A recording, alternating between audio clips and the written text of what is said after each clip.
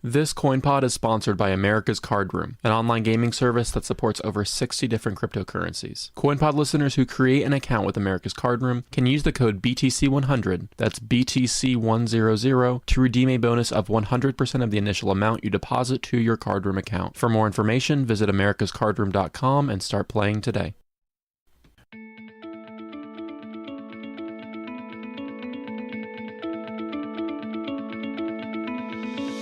Welcome to episode 1 of the CoinPod, a weekly podcast for learning about Bitcoin from Bitcoin. That is, from individuals actively contributing to the rapid development of Bitcoin. I'm your host, Zach Full. On December 18, 2013, a BitcoinTalk.org user by the name of GameCuby made a typographical error while trying to type the word hold, switching the letters L and D to create the neologism hodl. I should note that exactly how to correctly pronounce this word is very much open to interpretation, as is whether or not one should ever actually say it aloud. This word has immortalized, however, the foundational Bitcoin ideology of holding your coins, or I should say, hodling your coins, and never selling or trading them until we finally reach the ever-distant moon. On this CoinPod, we have as our special guest Brenden Matthews, creator of the Hodler Manifesto, which you can find at hodlermanifesto.com. It explains each of the 8 rules every true hodler follows.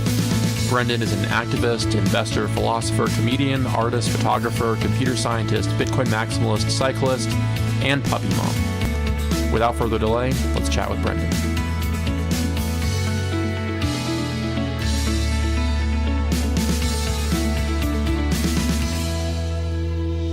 Thanks so much for joining us on the show, Brenden.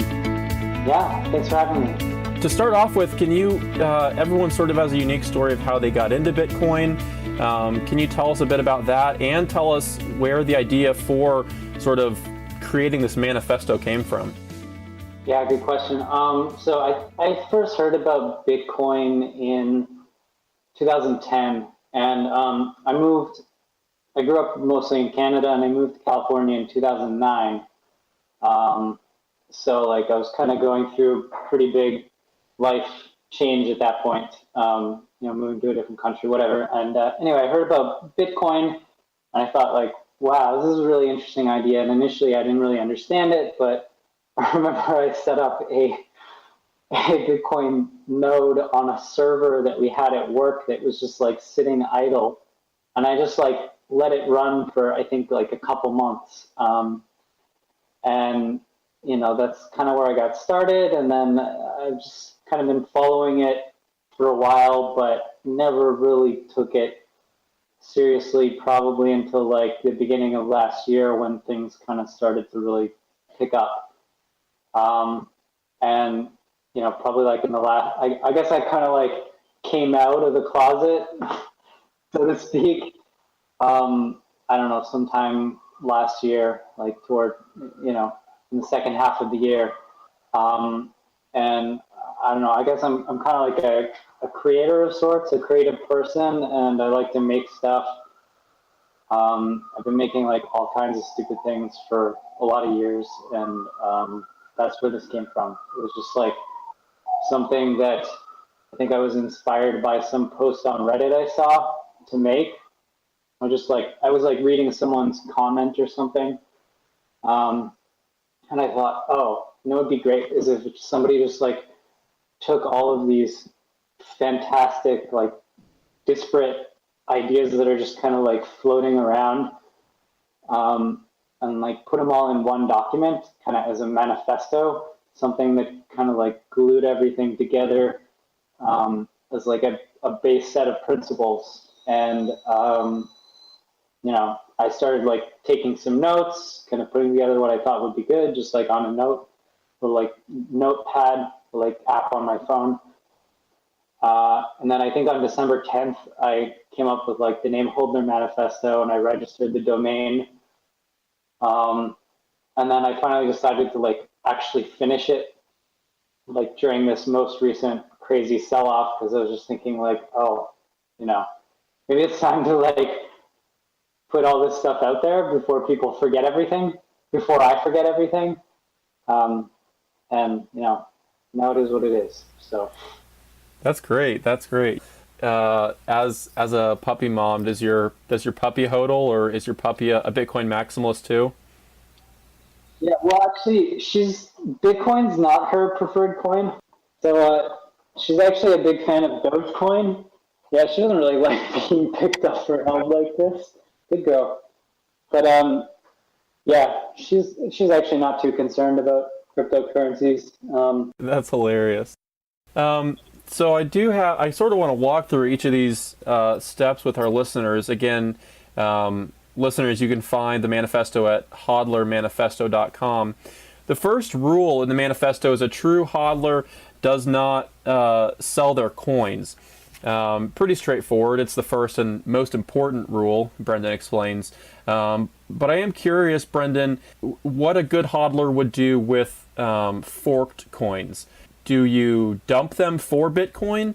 Bitcoin Classic, BTC, obviously, the coin that hodlers hold.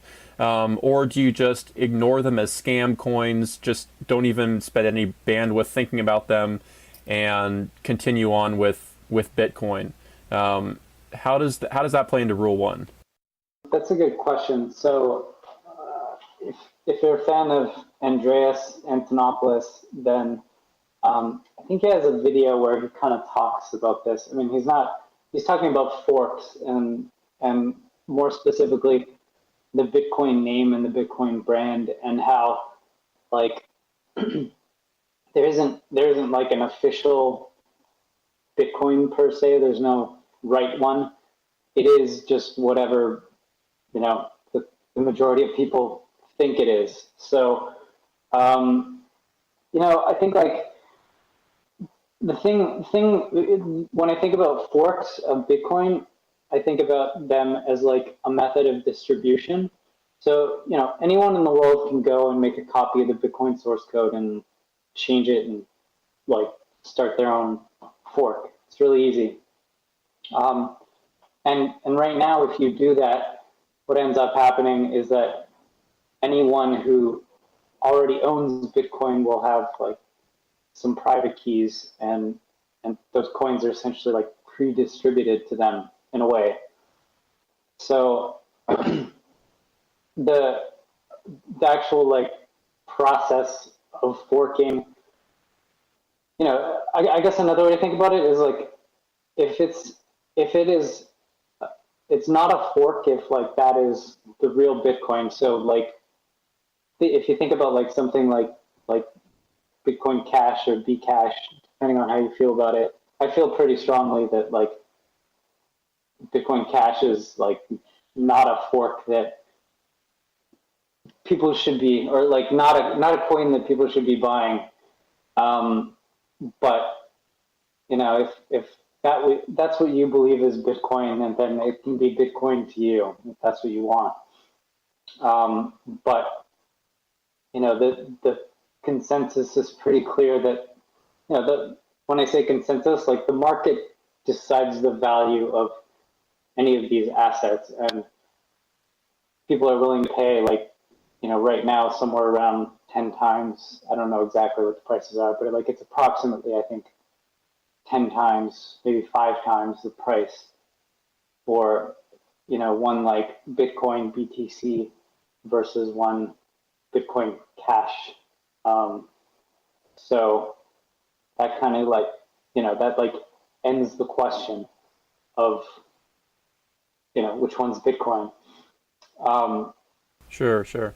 so like every time there's a fork, well, unless a fork there's like a new fork and that's the one that's everyone suddenly using, then in which case it's not really a fork. That is just the new Bitcoin. So like if you have a thing that is a fork and it's like different from consensus, then it's not Bitcoin unless it is Bitcoin, I guess. But like it can't not be Bitcoin, but also be Bitcoin, if that makes any sense. In terms of like what you should do if there's a fork, what you should do with your coins, I guess it depends on a case by case basis. I personally have just like sold them all to buy more Bitcoin because I don't really think personally, I don't think there's been a Bitcoin fork recently, like not in the past year, that has really been worth holding on to. It's really just like when you combine the scarcity and the fact that most people are not really on it and paying attention. Plus, like a lot of people don't actually own their private keys, right? Like if you're holding coins in Coinbase or something and there's a hard fork, Coinbase is not going to list that forked coin so you can like cash out or whatever. And they might, but they'll do it months later. So those coins, when they're forked, they're going to have like they're going to be super scarce, right? Like there's only going to be a small number of people which actually had their private keys kind of in hand at the time of the fork and held those coins, and then can like take that and go to a market. And so, what you end up with is like people go to coinmarketcap.com and they look at the rankings and they're like, whoa, Bitcoin Gold is trading at 300 or whatever. But like, well, first of all, I don't know who is buying that. Like, why on earth are you buying it? Probably, I'm guessing people are buying it because they go to coinmarketcap.com and they see it and they're like, oh my God, Bitcoin Gold I got to buy some. It's like, it's already number 7 in the market cap rankings or whatever, and so they buy it, and like people who understand what's actually going on, which is, it's just math. It's just like 60 million times the price is the market cap, right? And that 60 million number is like really stupid because there aren't actually that many coins in circulation. The number in circulation is only, the number of people that are actually paying attention to this fork happening, have their private keys and like have like split their coins and have taken them to the exchange, which is probably a relatively small number. So, I don't know. I think that the whole forks thing is like if you're on top of it, you should just sell it as fast as possible, get more Bitcoin, and then like forget about it. Yeah, fair enough. Rule 2 says a true hodler buys the dip, and then you explain under no circumstances would a hodler panic sell because they see the price going down, which a lot of people do. It blows me away that you buy at a high or like a relative high, and then they sell. And then you explain the only case where a hodler is not regularly buying the dips is when all their fiat is already invested. And that's an interesting situation. I guess I'm just curious to hear more about that, because I do know I have a few friends, and obviously some of the bigger luminaries in the Bitcoin cryptocurrency space are all in 100%. They live off this stuff. They rarely, if ever, use fiat. But obviously, if you're all in, you can't buy the dip. So I don't know. What's your take on that? Right. So I guess I'm sort of targeting this to like more like the everyday investor, or regular everyday people. And really what I mean is like, I think about this in terms of like, okay, you have a job, so you get paid like, let's say you get paid and you have like $500 a month to invest. So you might put half of that into index funds, and you might put the other half into like a basket of cryptocurrencies or whatever, right? I think the best thing to do is kind of like do that at a regular interval, and you could either wait around until the price goes down, or you could just like set up some limit buy orders that are like somewhere around, but maybe a little bit below the current trading price, something like that. You can even automate this if you want. In fact, like I wrote a tool that automates this all for you. That's like a pretty normal strategy to just kind of like regularly invest. That's also, people usually also refer to that as dollar cost averaging as well, which is like strategy that you can use to kind of maybe get more value out of your dollar, but like, there's no guarantees. It's just, it's really more about the emotional problem, right? Like I'm really talking about like not selling is like, at least when like the price is going down. If you sell when the price is going down, you're doing it wrong, and you can kind of like by like spreading out that risk. In other words, like if you buy over the span of 12 months instead of just like buying a huge chunk, then assuming the price goes up over the course of 12 months, when you invest later on at the higher prices, like there's less emotional reaction to like price dips, because like it's making up a smaller share of your overall investment, I guess. Right. Right. No, yeah, absolutely. It still surprised me how many people, as you put it, do it wrong by following their emotions rather than just sticking to a strategy. And you should never enter a volatile asset, especially one as volatile as Bitcoin, without some sort of strategy, whether you're trading short term or you're a true hodler. Get ready for Crypto Overload. We're making it easy to get into the game at America's Card Room with your favorite cryptocurrency. We are thrilled to announce that you can deposit and cash out using more than 60 different cryptocurrencies. We are the first poker site to offer this after already accepting Bitcoin from the beginning. Cryptocurrencies are the future. We can predict that playing real money poker will never be easier at americascardroom.com. But your third rule is a true hodler remains steadfast in spite of FUD. And this is something that's I've sort of been thinking about a little bit. Well, not the FUD specifically, but what I'm about to ask.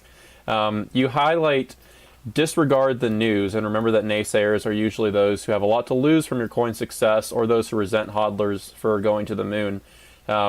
Concerning disregarding the news, what news outlets do you not disregard? Like, where, besides I guess just Twitter and Medium posts and maybe Reddit, are there somewhat more formalized news outlets that you do take more seriously, as opposed to the CNBCs and sometimes the Bloombergs of the space right now? What outlets do you take more seriously? So I'm a big fan of actually this reporter named Nathaniel Popper, who writes for the New York Times. He writes like pretty level-headed stuff. I think he's done like a couple podcasts here and there too.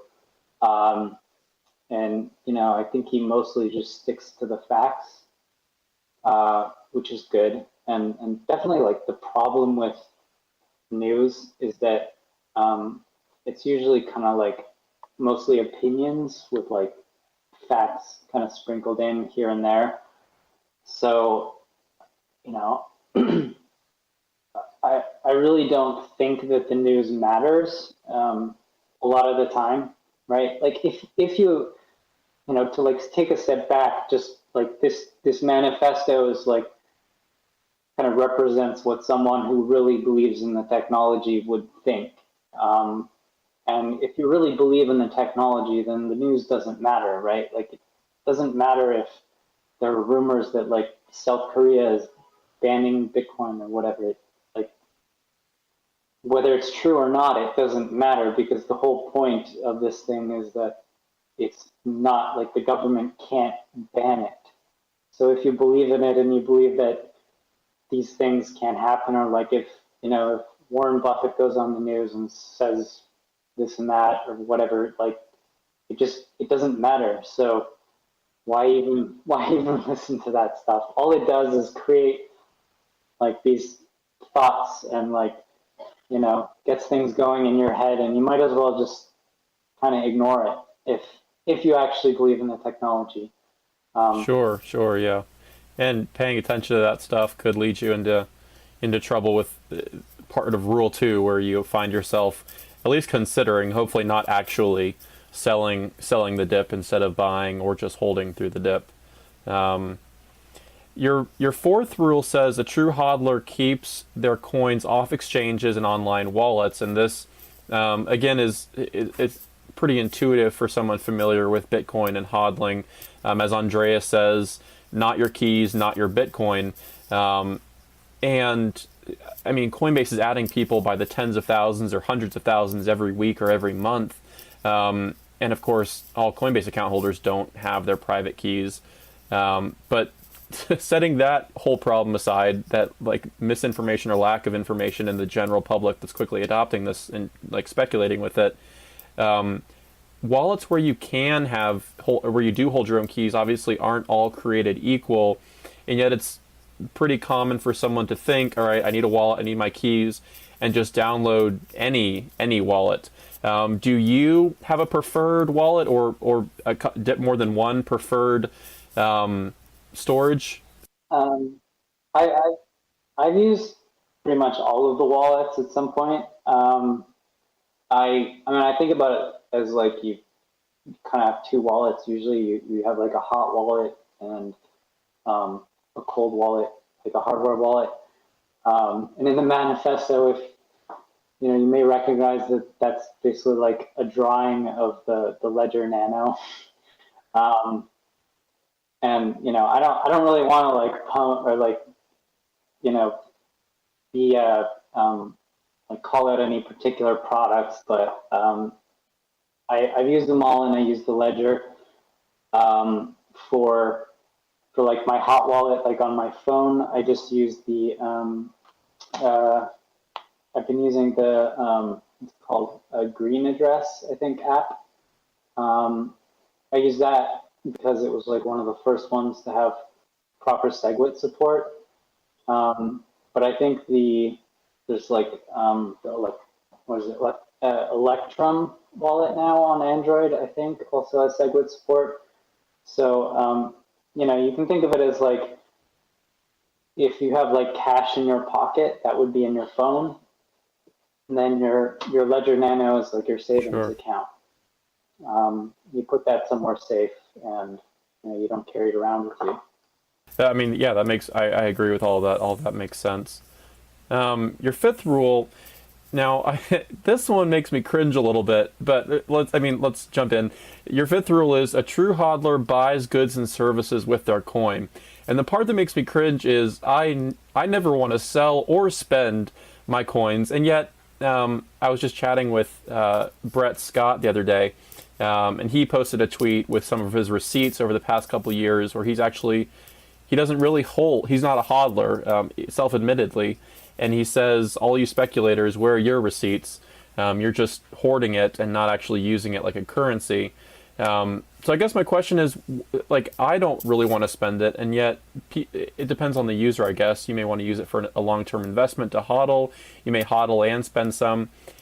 In your situation, what is a good or service that would make you give up your precious Bitcoin at this point? Now, in the future, it may change, but at this point, what's a good or service that you would actually spend Bitcoin on or have spent Bitcoin on? Well, I mean, I moved to New York City in October, like officially in October, and I was trying to buy an apartment when I moved here. I ended up just renting, but like that's something I would have spent it on, but I didn't. Although like if you read Rule 5, one thing I added at the end is I said, I wrote, do not become a spendthrift either, or you'll soon find yourself without coin. So like, I'm basically saying like, okay, it's okay to spend, but like, obviously if you spend it all, you'll have nothing left. I think like this is like more like a personal finance philosophy really than this really has nothing to do with Bitcoin in a sense. But I am saying, I guess what I am saying is that it makes more sense. Like if you have Bitcoin, you should try to spend the Bitcoin itself rather than like going to an exchange, selling it for US dollars, and then trying to buy something with US dollars, because that doesn't help doesn't really help the ecosystem. You're not really using Bitcoin. It's not operating as a currency at that point. You're merely holding it as like a speculative asset, which is fine if that's what you want to do. But a true hodler would use it as a currency, right? If you want to, or if you just want to hold it, like if you just want to have it as like your cash under the mattress equivalent or whatever. that's fine too. There's nothing wrong with that. Your next rule is actually how we sort of got to today. For our listeners who might not know, I originally tweeted a link to the Hodler Manifesto, and Rule 6 says, a true hodler spreads the good word, except while I was spreading the good word, I falsely attributed the site to Adam Back, who first tweeted it, and I clicked on the link and read it and was like, this is phenomenal. And then some helpful other commenters said, well, no, actually, Brenden created it. But Brenden, as part of spreading the good word, you, like all of us, inevitably get the, is it a bubble? Should I buy? How many Bitcoins do you have? What about Ripple or any other coin? All of these questions. Do you have a way of sort of circumventing those and just kind of saying, here, go read this book or look at the white paper or something? Like, how do you effectively, so to speak, spread the good word? So yeah, I don't have a good answer to that question other than, I've personally like written a couple blog posts here and there and that kind of stuff. I talk to, friends and family and stuff to ask questions. In fact, I probably, to like my inner circle of friends, they're probably pretty sick of hearing about it at this point. But like, honestly, this is more about just like, for me at least, personally, it's like, don't be afraid to sort of like come out of the crypto closet, because I stayed in the crypto closet for a long time and was just like, didn't want to be like seen as one of those crazy Bitcoin people, which like, still maybe has like a negative, cultural association for a lot of people. So this is just like saying, it's like, it's okay, it's like, it's okay to be gay. It's okay to be a Bitcoin hodler if that's what you want to be. Like, fuck everyone else. Sure. But at the same time, don't like run around just like trying to shove it down people's throat. But there's like small things you can do. Like, if you're trying to buy a car, maybe ask if they'll take Bitcoin or whatever. Sure. Things like that. Yeah, I totally agree. For our listeners, you can find Brenden's blog at diddyinc.com and see other projects and posts that he's written and a whole bunch of other stuff there. Diddy, as in P. Diddy, diddyinc.com. The next rule in the manifesto is Rule 7. A true hodler does not get fear of missing out when another coin rises. And my question here is, now in your Twitter bio you say you're a Bitcoin maximalist, but I'm curious if to be a good hodler one has to be a Bitcoin maximalist. And obviously the future isn't 100% certain, but do you have to be a maximalist to be a good hodler? Is that sort of baked into this 7th rule here? Well, not necessarily a Bitcoin maximalist strictly. I think like I guess I consider myself a maximalist, but like there's probably like 2 different worlds we could live in. I think that is likely. One is that we have like a bunch of specialty coins that just kind of like float around the Bitcoin ecosystem, which is in a way what we have right now, except that there's a lot of coins that kind of believe, or people believe, they're going to one day, cause the flippening or whatever. So I don't think that's going to happen, but like, I think that's one world we could live in. The other world is the one where basically, like, people start to realize that Bitcoin, which already has the brand recognition and kind of exists in everybody's mind, is the one, right? Like, it's gold and everything else is silver.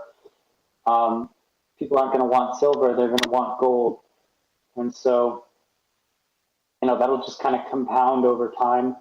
That could happen. I don't know if it will happen, but like, I think it's a possibility. I think that with Lightning Network, if it can kind of deliver on what it promises and basically make transactions almost free, or maybe even free,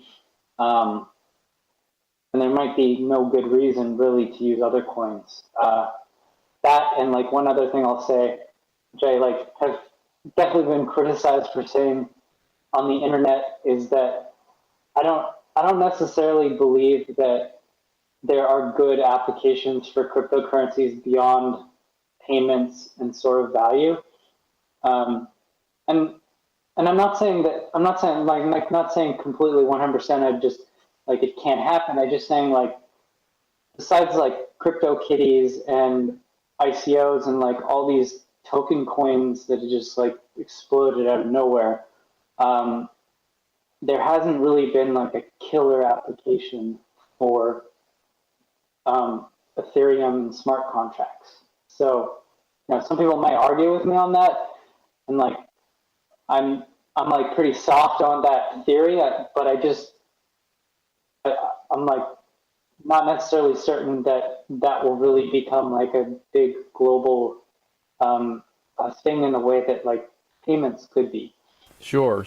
And I think to some extent, so people have sort of compared Bitcoin as a whole to the 1980s, 1990s of the internet, but then on a separate, like, parallel timeline, all of these ICOs and insane token offerings, like coins for bananas, for sexual consent, for marijuana, all of this nonsense, to like, while Bitcoin is simultaneously in the 80s and 90s, as the internet was, we're now in like the 2000s also of the dot-com bubble, and that's going to sort of explode, and maybe out of that we'll see more. Because I somewhat disagree that we won't see any, but I can totally understand how everything we see now is just, most of everything we see now is just garbage and nonsense, and we need to sort of let all of that explode or implode, whichever it is, and move on beyond that. Yeah, I think a lot of it is going to explode, but I don't think it'll happen quickly. I think it'll happen slowly. It's going to be like an explosion in slow motion. But it'll be like this. I don't think it's going to go just down. So we find ourselves now at the 8th and final rule. In my opinion, one of the most important rules, but I guess that's only on the margin, as all of these are probably more or less of equal importance. The 8th rule is a true hodler will run their own full node. And in my original tweet, I said this is probably the least understood rule, because a lot of people think running a node means you're automatically a miner, or people who disbelieve obviously know that that's not true, think running a full node is this huge, expensive, involved ordeal. And neither of those are really true. You pretty succinctly wrap it up here, but when you ever explain to people the importance of running a node, how do you sell it to them, I guess?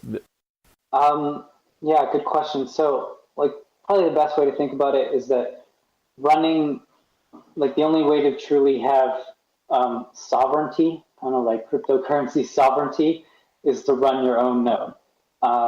It's running your own node is basically equivalent to, participating in consensus and deciding, whether you want to like follow the Bitcoin Cash chain or you want to follow the Bitcoin chain. You can make that decision by running your own node, right? So, Bitcoin is only decentralized and like free from like someone messing with the chain or whatever, as long as people are running nodes in a decentralized fashion, right? Like if Coinbase decides to boot up like 10,000 EC2 instances and run a bunch of Bitcoin nodes, they could potentially like fork off their own Bitcoin if they wanted. They don't even have to mine necessarily.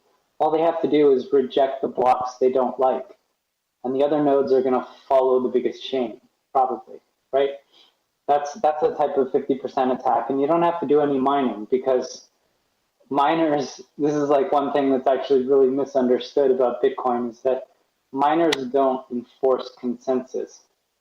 Nodes enforce consensus, right? Like all miners do is find the blocks. It's your node running on your machine or in like a DigitalOcean box or whatever.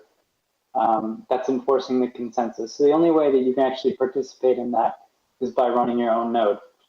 So if you're really passionate about it, that's what you should do. Yeah, exactly. All of these misunderstood ideas that turn into talking points that are repeated ad nauseum. That's one of them. People say, well, the miners are going to do this, or miner activated hard fork here and we can't stop it. No, you can stop it. You can run a full node, and each node operator tells the miners which transactions they find to be valid, and the miners, as Andreas I think put it, the miners operate at the behest of the node operators. Like they don't have power. The node operators dictate the operations of the network. Right. Exactly. Well, we're reaching our time limit here. Again, Brenden, it's been an absolute pleasure having you on the show, walking through the Hodler Manifesto, explaining, digging into each of these 8 rules from a term that has been around in the Bitcoin space since the end of 2013.